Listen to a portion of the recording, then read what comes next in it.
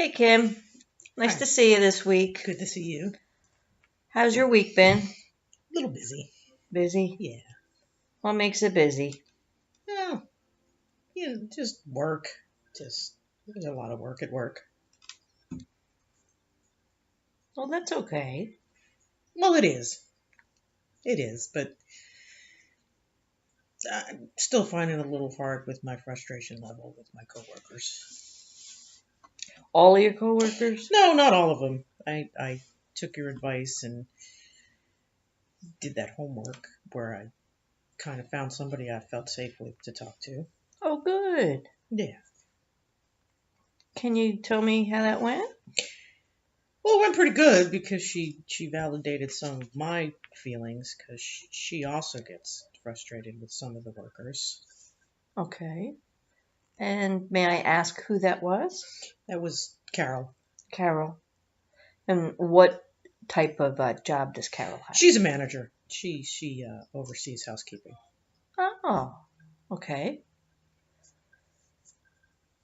Can you tell me what you got frustrated at that particular time? Well, it wasn't a particular time. It was probably a course of a couple of days where um, I kind of needed help in some of the stuff I was doing, and other people weren't, I guess, working up to their own potential. They kind of slack off a little bit. And when they slack off, it makes my job harder. Right. And so I talked to Carol about that. And she has the same kind of frustration, but she seems to be able to handle it a little bit differently. Um, some of her advice was to, instead of being confrontational or angry, try to make people feel more important and validate the skills that they have. And then maybe by doing that, they might in turn step up a little bit by feeling recognized instead of put Hmm. down. So a more positive impact and interaction than nagging them Right. or Or getting mad and pissy and slamming things and so with your interaction with Carol, how did that feel? Were you reluctant? Tell me no, well, I that. was a little reluctant, but then when we started to talk, I realized she had the same feelings that I had. It was just her approach was different. And with her approach being different, her frustration level was not as high as mine. Okay. And she seemed to get more work out of her crew than I was getting out of mine. So I tried a little bit of what she had said, and I found that there was a little improvement out of my coworkers. Of course, it wasn't a miracle fix, but I felt a little better, and I was able to leave work at work and Excellent. not take it home and transfer my work mode into my family setting. So I think that went well. Good. Sounds like you've had a lot of insight in things that you've been doing. Yeah, because it was a different perspective, and I guess not talking to other people kind of, you know, keeps me stuck in my own head. So even though like I may not become like close personal friends with someone doesn't mean that I can't have a work conversation and glean something out of it. hmm So when prior to this conversation with Carol, did you keep to yourself? Mostly, I guess, I think, because I was so bundled up in my own frustration that I kind of, you know, missed the flowers for the trees, so to speak. That's a very good analogy. So how are things going with Leo? Well, I think better. I think the approach of finding his strong um, abilities and um, recognizing his strong abilities verbally to him seems to make him, in a sense, want to please me, Uh-huh. for lack of a better. He looks for validation. So if he looks for validation, he seems to do more. All right.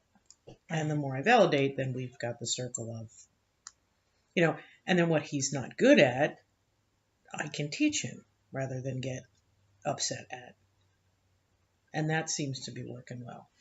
So he wants to learn from you. He does. He does. And I probably think that I should sit down and talk to him more of a one-on-one and explain my line of thinking, and see what he knows and what he doesn't, Mm-hmm. rather than just get mad.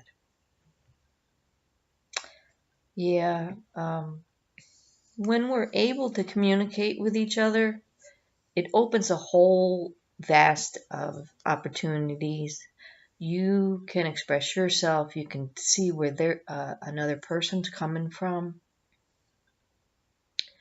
and it allows us to, as you said, get out of your own head and see a different perspective.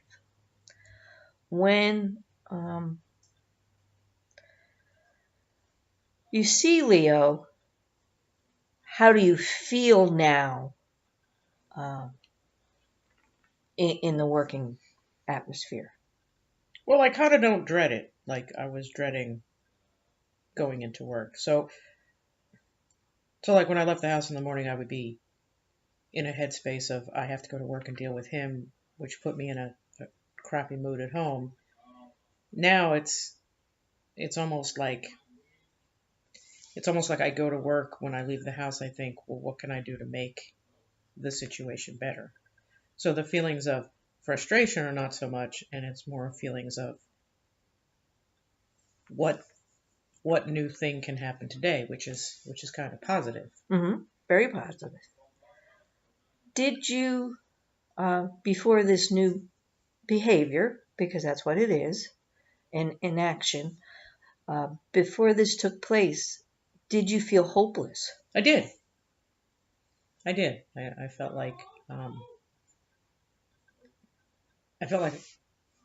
well, I had a history of job hunting, hopping around, so I'm thinking maybe that had something to do with it, like the frustration level and then just leaving. But the cycle continued because I never looked at what I was doing.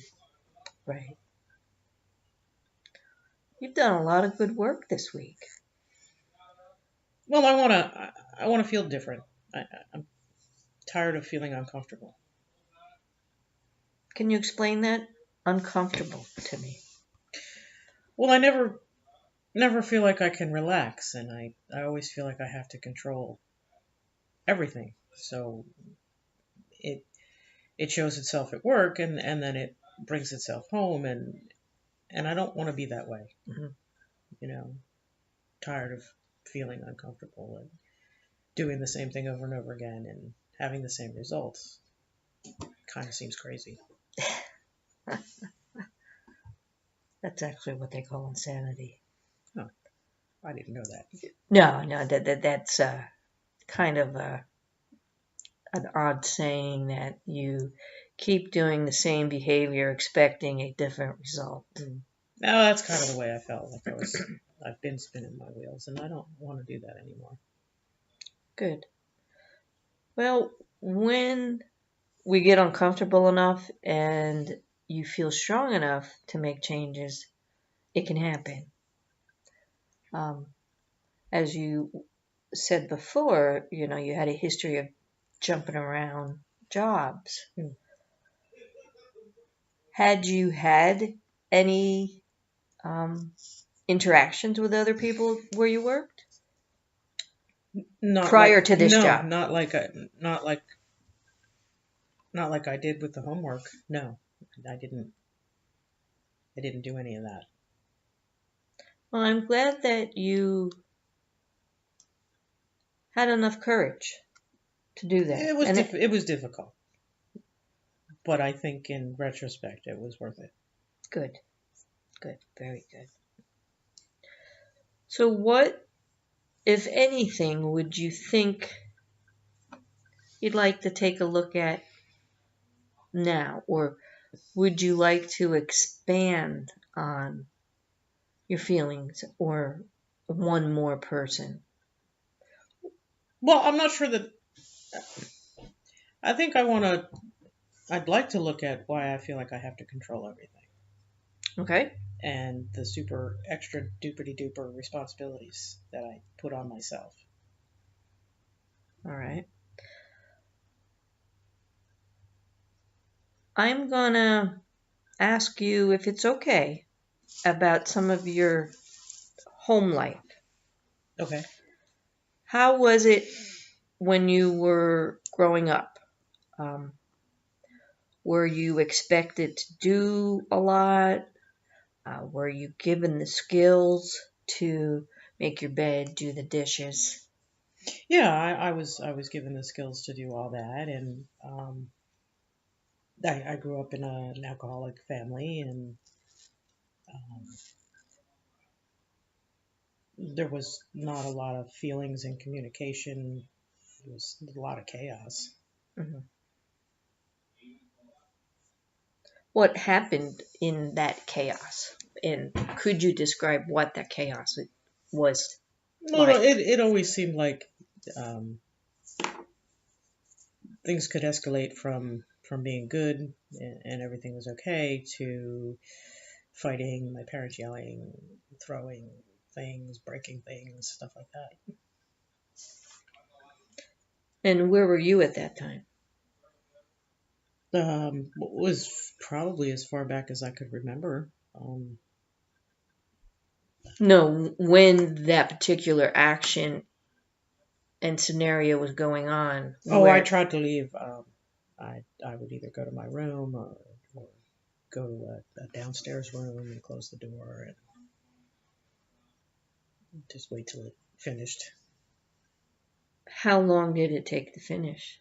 Do you know? Now I don't have any recollection of time because as a kid it seemed like forever, but I'm sure Mhm. it wasn't. Right. Okay.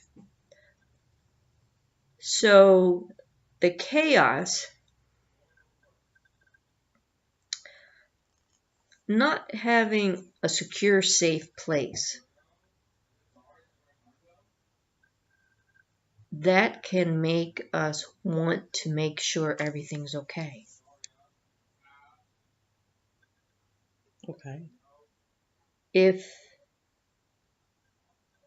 you are in a situation frequently of where you don't know where things are going to go, okay, dad could come home from work one day, be sober, and then within the next hour, hour and a half, he's snockered and him and mom are fighting. But Hmm. when he first walked in the door, he was joking. Hmm.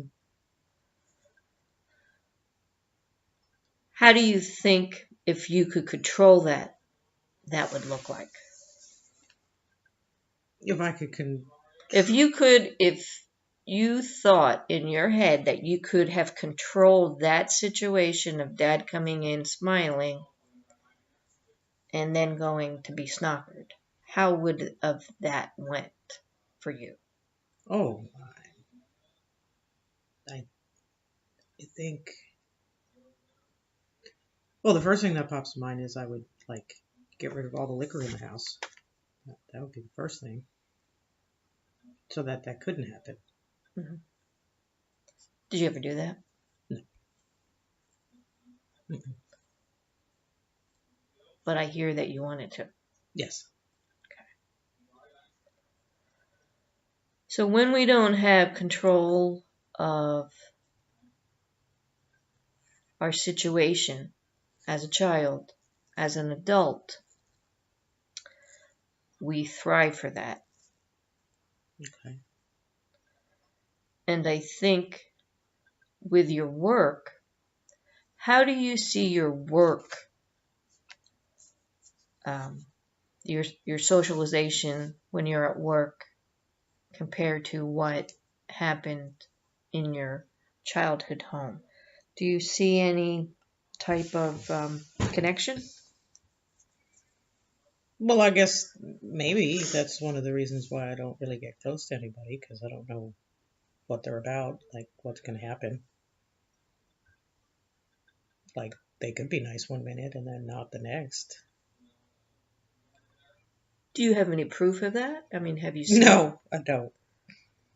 Mm-mm. Why did you laugh? Because saying it out loud seems silly. It seems like, why would I do that? Because I don't even really know them. That's a good question, but I think that's easily answered.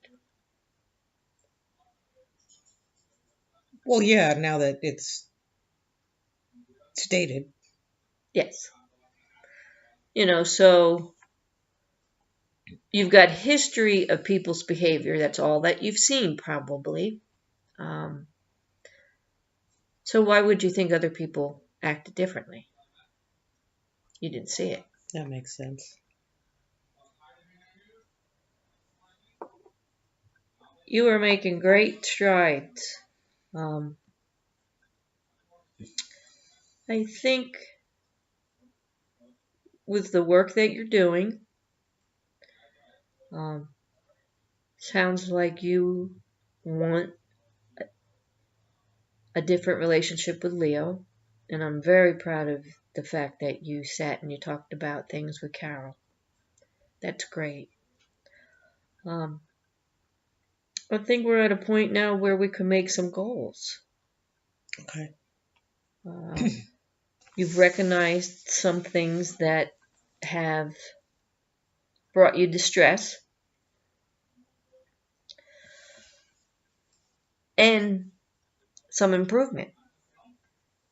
Talking to Carol allowed you to leave for work happy with a goal of, okay, I'm going to go to work and see what I can help Leo with. Another goal you made was you're going to sit down one-on-one with him and take an inventory of what he knows and what he doesn't. More on a personal note, some goals that you would like. What do you have any thoughts of that? What your personal goals could be? Well, it probably will sound a little. Well, it sounds a little crazy to me. It probably won't sound crazy to you. I want to make sure that therapy doesn't become that perfectionist thing that I have. Like I don't. I want it to be a process, not a. I don't know. Are you catching what I'm trying to say? Like I don't want it to be another thing where I'm like, I gotta get this done. This has to be done. I gotta be perfect and finished with it now. Well, when it comes to therapy, I tell my clients, it is a process. And as you get to know yourself and as you heal, you're kind of like an onion. You just peel the layers off. And the layers don't come off until they're ready. So there is no right or wrong in therapy. There's no right and wrong in feelings. There's no right and wrong in what you do. Except for, of course, if you hurt someone, you steal, stuff like that. But what I meant is that there's no right or wrong on how you get to the end goal. Okay. And a lot of times, you'll take 5 steps forward and 3 steps back. Because when we go into therapy, we learn different strategies. We learn different behaviors. And because they're new, we're not going to do them perfectly all the time. Because there's really no such thing as perfect. Okay. I guess the most perfect thing I would ask you to do is just maintain your honesty with yourself. Okay. As best that you can. And if you ever get scared, write your fears down. Okay. But don't be afraid that you're gonna, be perfect. And I'm really glad that you told me that, because I'll be aware of that, you know. Yeah, I guess that's what I was trying to say without being able to ask you for that yet. Okay. Well, you kind of did ask me. You know, you brought it up, and I hear you. So I will keep that on the forefront of what my responsibility is. You have a responsibility as a client to heal. I definitely have a responsibility as a therapist to help guide you to heal and to learn the most that you can about yourself. Well, you haven't steered me wrong yet, so Well, thank you. I feel pretty good about the relationship. Good. So some of the goals we'll make together. Okay. Most of the goals, all of the goals, actually. Okay. So let's just make 2. All right. 2 for next week. All right. So what do you think one of them should be? Or would you like to be? Well, I think one of the goals I'd like to see is that if I don't do something perfect or I make a mistake, that I start to feel okay with it. Okay. All right. Okay with not being perfect. Yes. All right. Number 2. I think I should make another friend at work. Well, not friend, but a relationship. Someone that you're comfortable interacting with. Well, maybe not even comfortable with, but Willing? yeah. Okay. Someone willing to interact with. They are great goals. I want you to keep in mind that there's nothing wrong if they're not achieved. Okay. Failure, for me, when it comes to therapy, there is no such thing as failure. Okay. But in the world, they say failure is when you don't even try. Right. Failures when you don't try. So just try a little. As long as you're safe and you feel okay inside, take another step. And for me, what I would like, and I'm going to ask that you keep in your forefront of your mind, you don't have to do anything with it, but just keep it right here. If you do things not in a perfect way, will anything horrible happen? Okay. And then as our process goes along, we'll take a look at it, talk about it. Maybe we'll revisit it a few weeks later. Okay. Okay? Mm-hmm. All right. So as you leave, just make your next appointment. Okay. And keep up the good work. All right. Thank you very much. Thank you. All right.